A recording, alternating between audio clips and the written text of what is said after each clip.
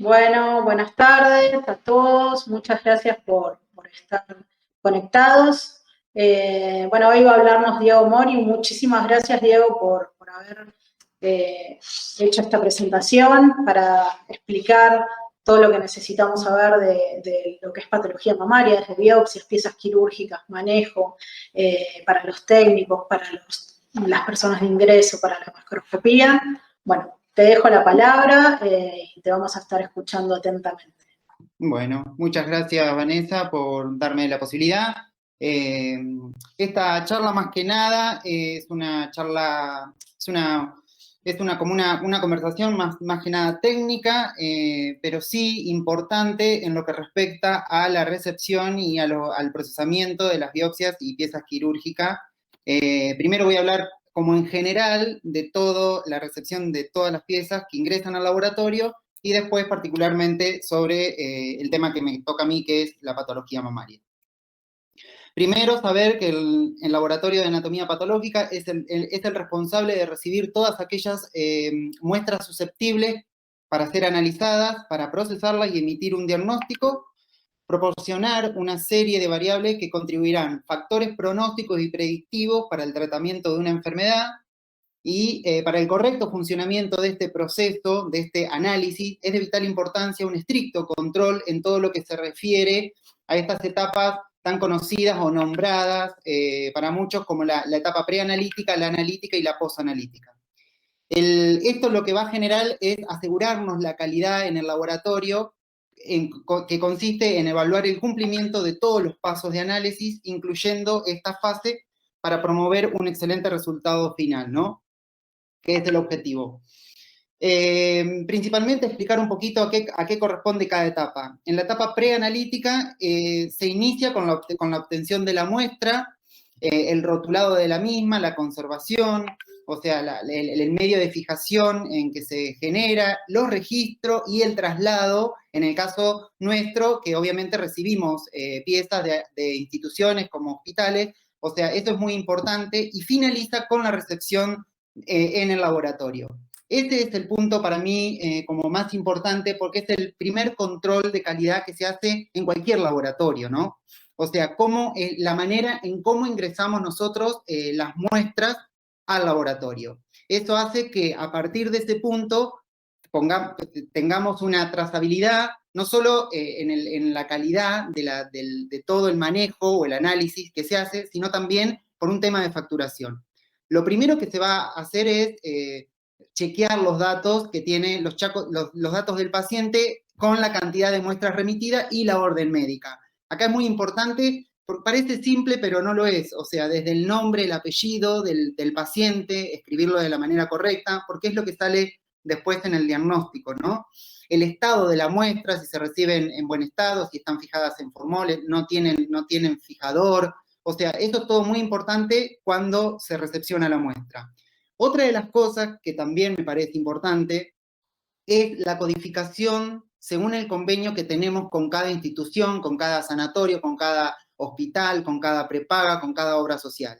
Esto, si bien es mucho más amplio, yo lo voy a modo de ejemplo, voy a nombrar, por ejemplo, qué es una resección quirúrgica ampliada, o sea, qué es una resección quirúrgica simple, solo.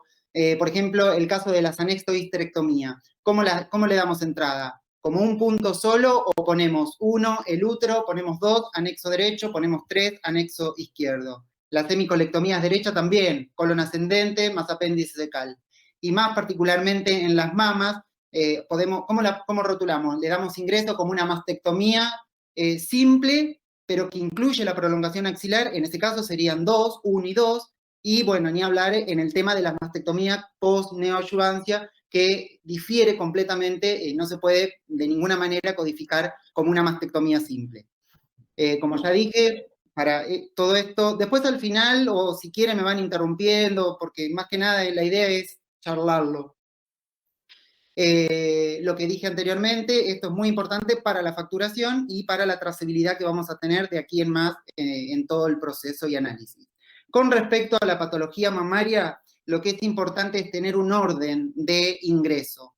O sea, en primer lugar, lo que se va a entrar es la pieza quirúrgica. Esta pieza quirúrgica puede ser una mastectomía, puede ser una cuadrantectomía, puede ser una tumorectomía, lumbectomía, una biopsia radioquirúrgica. En segundo lugar, siempre van a venir la ampliación de márgenes. Esto todo si obviamente el cirujano en su momento amplió algún margen.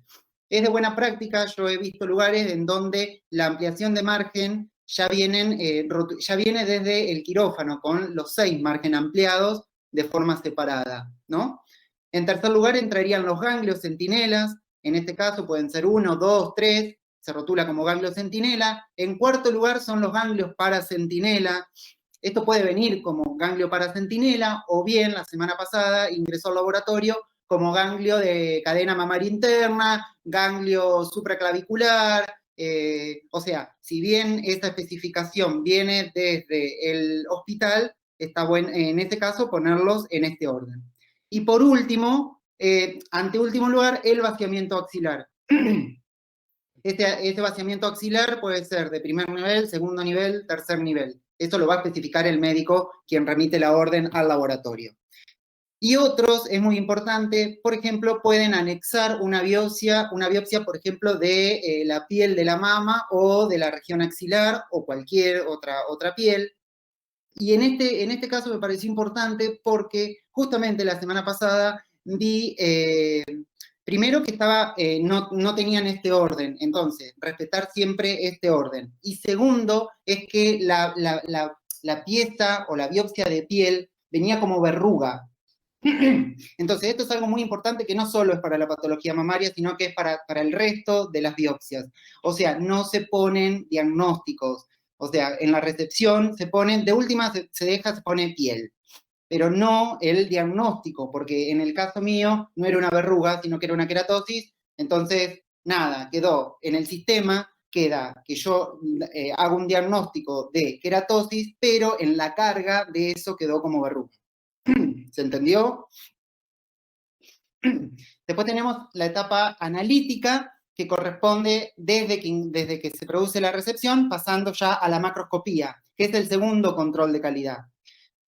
Yo voy a hablar solamente de la recepción y de la macroscopía, pero sepan que en el resto del procesamiento, la inclusión, los cortes, los diferentes tipos de tinción y la observación, que es con la entrega de la bandeja al patólogo que va a diagnosticar, se producen en todos controles de calidad, sean internos o externos. Y por último pasamos a la etapa post-analítica, que concluye con el informe realizado y el almacenamiento. Acá me gustaría después para lo último, si hay tiempo, porque lo busqué y es una duda que me surge con bastante frecuencia.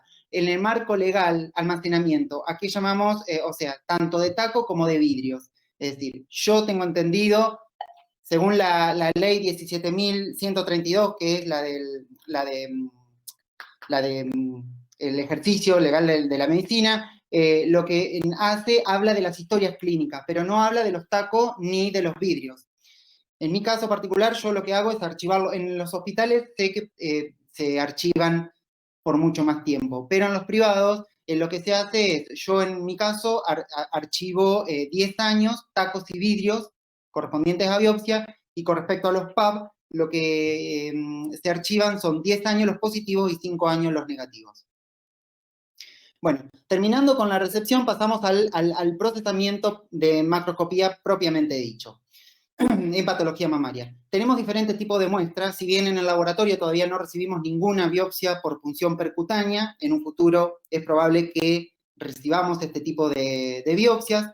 Luego voy a hablar un poquito de las tumorectomías, cuadrantectomías, en tercer lugar las biopsias radioquirúrgicas, en cuarto lugar las mastectomías, y en quinto lugar, es un apartado bastante aparte, las piezas quirúrgicas post-neoadyuvancia, que tanto como las BRQ problemas nos traen al momento de hacer los diagnósticos. Con respecto a las biopsias por punción percutánea, lo primero que tenemos que tener es la boleta o los datos, la identificación del material, la cantidad de muestras que se remiten, la lateralidad, si corresponde a mama derecha, mama izquierda, los datos filiatorios, esto es muy importante tenerlo en cuenta. Con respecto a los datos clínicos, los de mayor relevancia son principalmente la edad, o sea, y después remitir si es una mama lactante, si está o estuvo con tratamiento con antibióticos, puede ser una mastitis que no resuelta. Si tuvo cirugías previas, ahí pueden ser necrosis grasas, pueden ser granuloma por carbón, granulomas por hilos de sutura, prótesis, saber si la paciente tuvo prótesis o tiene, que puede ser migración de silicona, siliconoma.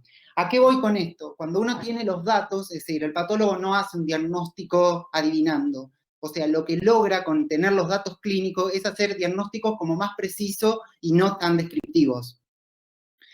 Luego, tener la clasificación del BI-RADS. La clasificación del BI-RADS es para nosotros lo mismo que Bethesda, es el lenguaje que hablan los imagenólogos. Entonces, esto también es sumamente importante. O sea, yo viendo la clasificación del BI-RADS, lo que voy a hacer es prestar más atención en un BI-RADS, por ejemplo, 4C, que en un BI-RADS 3. Los datos de la imagen, el nódulo con respecto a los bordes, esto todo tiene que estar especificado. Con respecto a las microcalcificaciones, no es lo mismo microcalcificaciones redondas que homogéneas, que heterogéneas, amorfas, polimórficas, lineales o lineales ramificadas. O sea, todo eso lleva a que uno preste más atención cuando vaya a hacer el diagnóstico. Con respecto a las distorsiones también del parénquima, después las asimetrías, o sea, si es simple, si es una simetría en desarrollo, si es focal, y los quistes, bueno, si es un quiste simple, complicado o complejo, esto es, todos esos datos los tenemos que tener. El tipo de biopsia que se realiza es lo mismo, si puede ser con aguja gruesa, con aguja fina, o con sistema de vacío, lo más conocido es el mamotón, y es el método por el cual se realiza esa punción. Puede ser puede ser bajo guía ecográfica, mamográfica, por una resonancia o tomosíntesis. Acá es importante saber el número de fragmentos, la medida que tienen esos fragmentos, y lo ideal es hasta 5 cilindros por cápsulas. ¿Por qué es importante esto? Porque si nosotros apilamos o ponemos en una misma canasta muchos cilindros, esto suele pasar, este problema lo tenemos con los mamotón, que en realidad tenemos más muestra. ¿Qué hacemos? Que esos cilindros queden a diferentes niveles. Entonces, cuando el técnico lo tiene que incluir, obviamente lo va a incluir bien, pero le van a quedar cilindros por el nivel, es decir, por encima de esos cilindros. Entonces, lo que se aconseja es hacer varias grillas para que queden todos en un mismo plano. Y después, por último, y muy importante, es la correlación anátomo-radiológica. Algunos centros lo que hacen es, cuando ellos sacan el cilindro, hacerle una radiografía, hacerle una imagen para ver las microcalcificaciones, que son como las que se ven acá. Acá tenemos algunas y acá tenemos otras. Lo que hacen es separar y mandar en frascos separados con micros o sin micros. A nosotros eso nos soluciona mucho el trabajo porque obviamente vamos a indagar mucho más en las microcalcificaciones, y en este caso, bueno, tenemos un carcinoma intraductal de bajo grado histológico, cribiforme, con las microcalcificaciones que se ven en la luz. Con respecto, eso eran las biopsias percutáneas. Con respecto a los procesos macroscópicos, al procesamiento macroscópico de todo el resto, primero saber el tipo de procedimiento que realizan. Por ejemplo, las resecciones mamarias, o sea, son las ginecomastias, la reducción por riesgo, la nodulectomía. A veces recibimos, por ejemplo, fibroadenomas, solamente el nódulo y con escaso tejido glandular remanente. Y después tenemos las tumorectomías, las lumpectomías, que son la lesión tumoral con tejido remanente alrededor, las cuadrantectomías, con todas sus variantes, sectorectomías. Hay algunos médicos que a las cuadrantectomías o tumorectomías también se las denominan sectorectomías. Y después tenemos mastectomías parcial, como la palabra lo dice, no es toda la mama. Mastectomía total incluye complejo areola-pezón. La mastectomía simple es sin axila. Esta puede ser con conservación de piel, con conservación de pezón. Mastectomías radicales modificadas es con axila, y la mastectomía radical con axila y músculo pectoral, que está casi en desuso. Todos los tratamientos tienden a conservar la mama. Entonces, el mayor porcentaje de piezas van a ser tumorectomías, cuadrantectomías, mastectomía radical modificada, ¿de acuerdo? O mastectomía simple. Otra de las cosas que hay que tener en cuenta siempre es la orientación de la pieza. Uno cuando recibe tiene que al menos recibir con 3 reparos: superior o inferior, interno o externo, superficial o anterior, o posterior o profundo. Cabe aclarar también que es de buena práctica especificar la hora en donde aparece la lesión. Pero acá es también importante saber que de acuerdo a la mama que estemos mirando, no es lo mismo una mama derecha que una mama izquierda. La mayoría de los tumores ocurren en el cuadrante superior externo, pero en este caso corresponden a la hora 10 y 11, a diferencia de la mama izquierda, que corresponde en el cuadrante superior externo a la hora 1 y 2. O sea, tener en cuenta esto también de la hora, ¿no? Como dije anteriormente, la lateralidad, si es de una mama derecha, una mama izquierda, el sitio de tumor, dónde está, acá están todos los cuadrantes, la hora, y bueno, también podemos tener lesiones centrales, retroareolares. El tamaño, acá especifico solamente las lesiones, el carcinoma invasor, pero también podemos medir todo lo que es área de distorsión, de parénquima, siempre en las 3 dimensiones, principalmente las lesiones tumorales, y después los lechos quirúrgicos, también medirlos. Los márgenes, siempre, obviamente, el más próximo, especificar cuál es, y bueno, también, si se puede, a piel y a pezón, eso es con respecto a los márgenes. Y después ya adentrándonos un poco a la parte de las tumorectomías o cuadrantectomías. Como dije anteriormente, orientar la pieza con su referencia y lateralidad, medir en 3 dimensiones, entintar la superficie externa, hacer rodaja macroscópicamente paralela, la localización y las medidas de la lesión también en 3 dimensiones, y las características de la lesión, el color, los bordes esticulados, lobulados, qué color tiene, blanquecino, pardo claro, si tiene áreas de necrosis, hemorragia, la consistencia, si es dura, si es elástica, bueno, eso ya se sabe. Si presenta, si es una formación tumoral sólida, si es un quiste, si es un área de fibrosis, si hay microcalcificaciones. Después es importante también la fotografía de la lesión. Esto más que nada es para un registro de que el macroscopista informa lo que realmente ve y se ve en la foto. Acá se puede sacar bien, mirando las fotos, la característica que tiene la lesión, a cuántos, a la distancia que existe al margen pintado, que está entintado con tinta china, y demás características. Bueno, como dije anteriormente, especificar el margen, y a piel, en caso de recibir una tumorectomía que tenga una losa de piel, ¿no?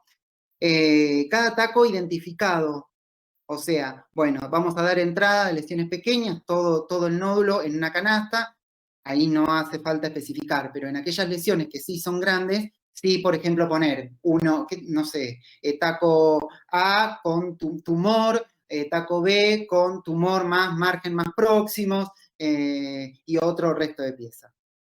Como para saber, siempre lo que hay que buscar, y esto lo voy a repetir hasta el cansancio, la correlación es la macroscopía con el mapeo que se hace, con el dibujo que se hace y con la microscopía. O sea, todo es en las piezas quirúrgicas es muy diferente a lo que es con las biopsias percutáneas o pueden ser una biopsia gástrica. O sea, yo en este caso estoy mirando 25 vidrios para generar, para armar, para interpretar y todo una lesión. En cambio, con las biopsias percutáneas es un vidrio, o sea que ahí hay una diferencia. Mirar un vidrio de mirar 25 es como muy diferente. Por eso hay que tener mucho cuidado y recaudo en estas cosas, que parecen simples, pero cuando uno se sienta y tiene que diagnosticar, rearmar todos estos tacos lleva su tiempo. Bueno, con respecto a las biopsias radioquirúrgicas, y esto sí que es un dolor de cabeza junto con las de tratamiento post-neoadyuvancia. Primero, como todo, tamaño de la pieza en 3 dimensiones, entintado de los márgenes con tinta china de colores diferentes. Esto es algo que, como decía Vanessa el lunes pasado, podemos protocolizar y especificar colores, no solo para las mamas, sino para cualquier pieza quirúrgica, a qué corresponde cada color y a qué margen. Lo que se hace, casi siempre las biopsias radioquirúrgicas no las remiten por microcalcificaciones. Eso hace que en la macroscopía no se vea la lesión, sino que lo que vamos a ver es el lecho de la punción previa. Entonces, ¿cómo vamos a hacer? Describir este lecho previo, puede ser un área de distorsión, un área de fibrosis blanquecina, la descripción del resto del tejido de glandular mamario. Esto es muy importante, la presencia de carbón, si hay una marca de carbón, si hay un clip o arpón. Entonces, como vuelvo a repetir, el dibujo indicando su referencia y el sentido del seriado, a nosotros nos hace no perder la orientación de la pieza, ¿no? Representación de cada margen y la inclusión total de cada lonja. Lo que se hace es cortar la primera lonja y la última, que vendrían a ser, obviamente, siempre que la pieza haya venido con reparos. Si no vino con reparos, no podemos evaluar márgenes. Lo que le podemos decir es que están comprometidos o están libres. En el caso de que estén libres no pasa nada, en el caso de estar comprometido no se sabe cuál es, así que bueno, pero casi siempre vienen con orientación. Incluir los de canto para evaluar el margen más externo, y después el resto de lonjas, seccionarlas cada 0,3 centímetros, incluirlas de forma seriadas y alternas, priorizando siempre las áreas estas de distorsión, el área blanquecina, y siempre mencionarlo en el dibujo, hacer siempre el dibujo.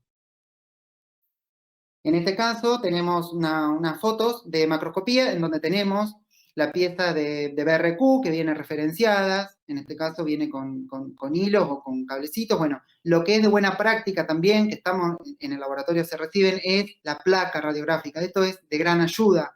¿Por qué? Porque no entramos la pieza a ciegas, y en este caso acá vemos las microcalcificaciones, y vemos toda esta área un poco más densa. Lo que vamos a hacer es, si es hasta 5 centímetros, 6 centímetros, ingresarla en forma seriada, hay una inclusión total. Pero ya cuando tenemos BRQ, que son un poco más grandes, que son de 15, de 20, por ahí no tanto, pero de 10, de 12, de 13, o sea, es imposible entrar toda la pieza. Entonces lo que vamos a hacer es cortar en lonja y esta área tratar de incluirla toda. Como dije anteriormente, también los márgenes, pintarlos con diferentes colores. Y después pasamos al seriado. O sea, lo que se hace es seriar toda la pieza. Esta era menos de 5 centímetros, por ende se hace la inclusión total. Se va de externo a internos, en tanto este margen, el externo como el interno, se ponen de canto, o sea, sobre la tinta china, para ver si hay, en realidad no sobre la tinta china, sino que se pone como de canto parado para ver si están comprometidos o no. Después lo que vamos a hacer es incluirlos. Si son chicos, los vamos a incluir todos en una misma canasta, si no, en canastas separadas, pero siempre lo más importante es la inclusión total. En este caso, si tendríamos diferentes colores, lo que quedaría es el margen, por ejemplo, anterior, el margen posterior, el superior, y de este lado lo mismo, y eso hace que sea más fácil para el diagnóstico y ver qué margen está comprometido. Otra cosa que recuerdo y que es muy importante es que cuando se hace la inclusión para los técnicos, que se vea bien la tinta china, porque en muchos casos sucede en que no se alcanza a ver la tinta china, y es sumamente importante para definir si el margen está comprometido o no. Una vez que se hizo la inclusión y se hizo todo el mapeo y se hizo todo el seriado, se corta, se hace el diagnóstico. Y acá viene la elaboración y el tiempo que lleva un patólogo en realizar el tamaño tumoral. O sea, yo lo que voy a ver macroscópicamente cuál es la medida que tiene esa biopsia, esa pieza quirúrgica. Después lo voy a constatar con los gráficos, donde voy a constatar qué vidrio corresponde a cada uno. Y por último, lo que voy a hacer en los vidrios que están comprometidos, hacer una aproximación. Es decir, el tamaño, la extensión tumoral. O sea, es muy imprecisa, es laboriosa, es como que no es tan exacto como el carcinoma invasor, donde casi siempre coincide con el valor, con el tamaño de la macroscopía. Acá se complica un poquito más en los carcinomas intraductales. ¿Tá? La extensión de las microcalcificaciones también puede ayudar a estimar el tamaño que tiene la lesión, y también con esto se evalúa la distribución, si es multifocal, multicéntrico, y siempre evaluar los márgenes. Para recordar, un margen positivo es el que contacta con tinta china, sea un carcinoma invasor o un carcinoma ductal in situ, y el margen negativo es cuando no contacta con la tinta china. Pero hay una excepción, que en los carcinomas intraductales se recomienda un margen negativo de 2 milímetros. De hecho, el Colegio Americano de Patólogos especifica que es obligatorio poner la medida. Siempre se ponen, o sea, yo pongo siempre la medida, pero es obligatorio cuando es menor a 2 milímetros. Bueno, y acá a modo de ejemplo, otra vez, tenemos una pieza quirúrgica de 4,8 centímetros, donde se le hace el seriado de toda la inclusión total. Eso da 16 rodajas. De esas 16 rodajas, lo que va a suceder, cuando es decir, estamos en la microscopía, se encuentra lesión en el 5, en el 6 y en el 7. Si nosotros hicimos cada rodaja por 0,3 centímetros, lo que vamos a tener una aproximación del tamaño que es de 0,9 centímetros. En este otro caso lo mismo, pero acá vemos que la lesión aparece una continuidad y después tenemos 4 vidrios en donde no hay lesión, que corresponden a 2 focos diferentes, uno de 1,5, son reglas de 3, si sabemos bien cuánto mide la pieza quirúrgica, cuánto mide cada rodaja, podemos hacer una estimación del tamaño de la lesión. Con respecto a las mastectomías, bueno, primero también orientación de la pieza, el tamaño, medir, acá van a venir con las losanges de piel, también medir el complejo areola-pezón, la piel principalmente, o mirar si está ulcerada, si tiene nódulos macroscópicos, si tiene alguna cicatriz. Esto lo que hace es, a nosotros, en la clasificación del TNM, o sea, tener ulcerada la piel es un estadio 4. Con respecto al músculo, si está presente o no, también, una vez que se mide, se entinta, lo que se hacen son rodajas, se corta en forma paralela, localización de la lesión, tamaño en 3 dimensiones, la descripción de la lesión, de bordes, todo lo mismo que una tumorectomía. Los márgenes que se evalúan son el profundo y el retroareolar. Después la descripción, y acá viene algo muy importante que es la descripción del lecho tumoral o quirúrgico previo. Esto es lo que ocurre y que vamos a tener cada vez más no sé si mastectomías o mastectomías parciales o tumorectomías de tratamientos que han recibido neoadyuvancia. Fotografiar la pieza y la lesión y la descripción del resto del tejido mamario glandular, bueno, el tamaño que tiene la zona seriada, porque tampoco si recibimos una pieza de mastectomía de 22 por 17, es imposible seriar toda la pieza, pero obviamente seriarla sí la vamos a seriar, pero es imposible incluir toda la pieza. Entonces, tomar el tamaño de lo que se incluye. ¿tá? Y el espesor, que también podemos tomar un centímetro cada un centímetro, una lonja por 1 centímetro. Y acá, para hablarle, como para terminar, un poquito de las piezas quirúrgicas post-neoadyuvancia. Como algo muy primordial, que tenemos que recibir que la pieza quirúrgica rotulada como post-neoadyuvancia, informe de las imágenes, o sea, para mí o para el patólogo es muy importante si generó una respuesta clínica completa por imagen, tanto por imagenológicamente y por la clínica. Entonces eso hace que cuando yo ingrese el lecho tumoral, no me quede tranquilo, porque uno en estas piezas nunca se queda tranquilo cuando encuentra un lecho tumoral libre de tumor residual, pero sí como que alivia un poco y se sigue. Pero en el caso contrario, en donde no haya respuesta patológica completa, yo tengo un lecho tumoral en donde no hay tumor, sí darle nueva entrada. En el informe, importantísimo el informe de la punción previa con los biomarcadores tumorales, o sea, no solo para saber si bien se recomienda, como no es tan importante saber el grado tumoral en los tumores residuales, sí con respecto a los biomarcadores tumorales, es decir, de mamas que fueron con esos tratamientos, es decir, los biomarcadores pueden pasar de positivo a negativo o viceversa. Y obviamente la punción del ganglio centinela, ya sea por una una COR o una PAF. Pero eso es importante tener esos datos. Siempre se van a marcar estas mamas con clip antes del tratamiento, por el hecho de que si hay una respuesta patológica completa, o clínica, mejor dicho, completa, nosotros sepamos dirigir a dónde buscar, de la mama y también del ganglio, orientación de la pieza con su reparo, entintado de la superficie externa, rodajas macroscópicas paralelas y, lo más importante, identificación y tamaño del lecho tumoral y tumor residual. Más que nada la macroscopía, lo que van a ver, a no ser que, igualmente la semana pasada recibimos 2 piezas de mastectomía en donde el tumor pasó de 7 a 9 centímetros, o sea que la lesión se veía fácilmente. Pero en el caso contrario, nosotros cuando hay, que son ciertos tipos histológicos, en donde la respuesta patológica es casi completa o completa, el macroscopista o en la macroscopía no se va a ver el tumor, se va a ver el lecho tumoral.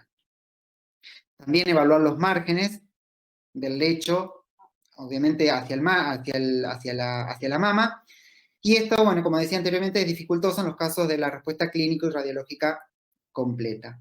Y como aclaración, no encontrarlo no debe ser sinónimo de que hay una respuesta patológica completa, sino que realmente hay que buscarlo, encontrarlo. Bueno, y algunas imágenes donde se reciben estas piezas post-neoadyuvancia, en donde solamente se ven estas áreas blanquecinas, que parecen de aspecto fibrótico, color blanco brillante, o sea, se hace un seriado y no se ve realmente la lesión tumoral. Sí se ve el lecho tumoral. Entonces se incluye en su totalidad o en cortes de rodajas alternas. En realidad, lo ideal es que el lecho tumoral se incluya en su totalidad. Y acá, a modo de ejemplo, vuelvo a repetir lo de la correlación entre, primero, la macroscopía, las imágenes. Otra cosa, que estas piezas es de buena práctica, recibir la pieza de mastectomía post-neo con una placa, para estar orientados y saber realmente dónde ir a buscar la lesión. Entonces, y esta es una correlación que tenemos que tener con todas las piezas, es decir, la macroscopía, la imagen, el dibujo, el mapeo, la